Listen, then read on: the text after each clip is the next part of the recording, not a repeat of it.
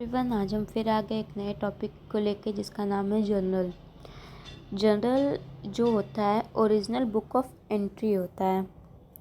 Journal जो होता है ओरिजिनल बुक ऑफ एंट्री होता है। ओरिजिनल बुक ऑफ एंट्री का मतलब होता है कि फर्स्ट टाइम जो रिकॉर्ड होता है कोई भी ट्रांजैक्शन, वो पहली टाइम जर्नल में ही रिकॉर्ड होता है, कहीं और ना जाके जर्नल में ही रिकॉर्ड होता है।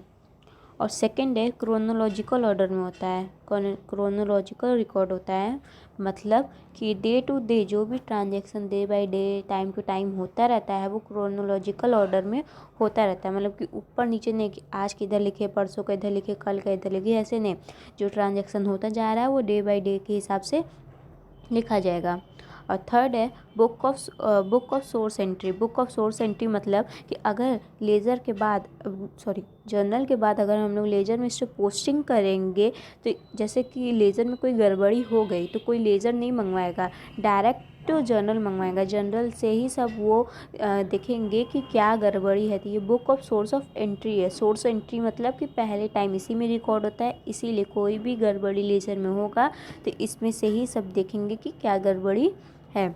फोर्थ है classification of journal is based on transaction.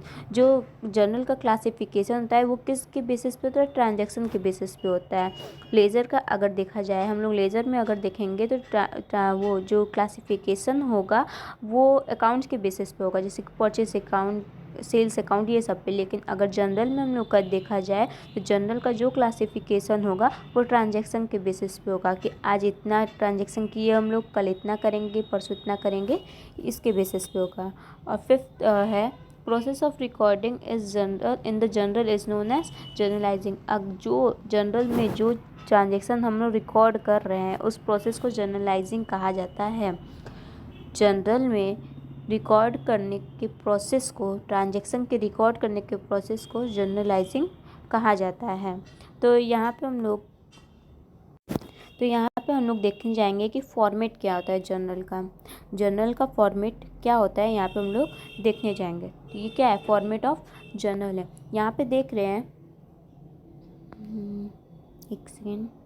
तो यहाँ पे हम लोग देख रहे हैं कि जर्नल का फॉर्मेट होता क्या है। जर्नल का फॉर्मेट कुछ ऐसे तरीके में होता है जिसमें कि नंबरिंग नहीं रहता है, उसमें लिखा रहता है उसके अंदर जो ये फर्स्ट नंबर है, ये फर्स्ट नंबर जो है ये चीज़, इसमें डेट का ऑप्शन रहता है। जिस डेट पे वो ट्रांजैक्शन होता है वो डेट इसके अंदर लिखा जाता है। यहाँ पे पर्टिकुलर्स रहता है। पर्टिकुलर्स मतलब कि जो ट्रांजैक्शन रोज़मर्रा का ट्रांजैक्शन होता है वो यहाँ पे लिखा जाता है। यहाँ पे लेज़र फोलियो का ऑप्शन आता है। लेज़र फोलियो ऑप्शन में अभी आपको बताऊंगी क्या होता है।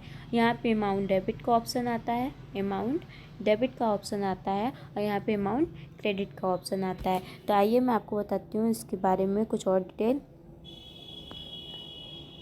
देखिए, अब अगर आप एमसीक्यू में भी एग्ज़ाम दे रहे हैं तो ये चीज़ ज़रूरी है कि जर्नल के फॉर्मेट में कितने कॉलम आते हैं। तो there are 5 column in the format of journal. Journal के फॉर्मेट में कितने कॉलम होते हैं? 5 कॉलम होते हैं। अब देखिए क्या होता है यहाँ पे। फर्स्ट जो कॉलम था वो डेट का कॉलम था। जो ट्रांजैक्शन होता रहता है, डेट, जो ट्रांजैक्शन का डेट रहता है कि आज के दिन ये ट्रांजैक्शन हुआ है, कल के दिन ये ट्रांजैक्शन हुआ है, तो उस ट्रांजैक्शन का हम लोग डेट लिखेंगे यहाँ पे। और सेकेंड है पर्टिकुलर्स। पर्टिकुलर्स में क्या होता है? Transaction are recorded in the particulars. Transaction जो होता है वो रिकॉर्डेड होता है पर्टिकुलर्स के अंदर। थर्ड है लेज़र फोलियो। लेज़र फोलियो का मतलब कहता है पेज नंबर। अगर हम लोग जर्नल बना लिए उसके बाद जब हम लोग फोलियो में लेज़र में डालेंगे तो उस जिस ट्रांजैक्शन का हम लोग जिस पेज नंबर पे वो ट्रांजैक्शन डाल रहे उस पेज नंबर का नंबर लिखेंगे। मैं फिर से समझा रही हूँ कि लेज़र में अगर हम लोग पोस्टिंग करेंगे जर्नल का, अगर हम लोग लेज़र में पोस्टिंग करेंगे जर्नल का तो किस पेज नंबर पे वो जर्नल का एंट्री हम लोग लिख रहे हैं उस जर्नल के पेज नंबर वहाँ पे हम लोग लिखेंगे। अब फोर्थ ऑप्शन है अमाउंट डेबिट का। अब देखिए, हम आपको पहले पिछले वीडियो में बता चुके हैं कि डुअल कॉन्सेप्ट क्या होता है। एक अमाउंट हो क्रेडिट डेबिट भी होगा तो एक अमाउंट क्रेडिट भी होगा। तो यही यहाँ पे डुअल कॉन्सेप्ट यहाँ पे इस जनरल वाले फॉर्मेट में दिखाया जाएगा। तो अमाउंट डेबिट में क्या होता है? The amount which are debited are recorded in the debit side. जो अमाउंट डेबिट हो रहा है वो किस साइड में दिखाया जाएगा?